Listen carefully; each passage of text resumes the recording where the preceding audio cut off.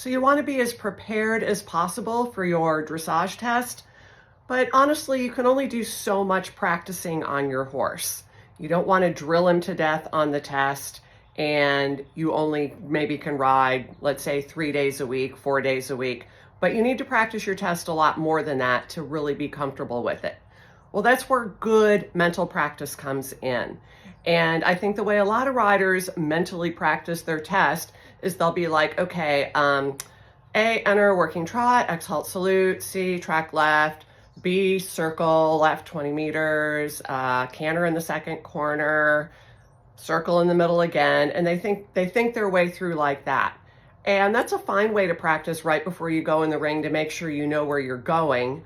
But really good mental practice, it should take you as long to practice the test mentally as it would take you to ride the test.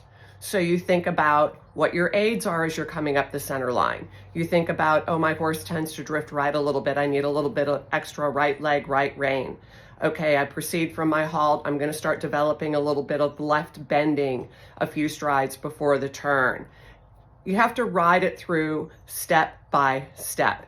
And if you can even get down a little bit how many steps your horse takes movement to movement, you can have really good mental practice. So you can think about how many beats of the trot it takes you before you have to hit that halt at X.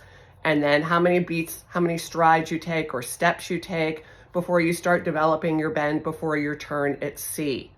What your aids are as you're preparing your half halt before your canter depart, and so on. So when you mentally practice, it's not just about where you're going, it's about how you're riding. This is a difficult thing to discipline yourself to do, to stay in that thought process while you're doing the mental practice. But if you can get good at it and consistent with it, you will just be worlds more prepared before you ride up that next center line.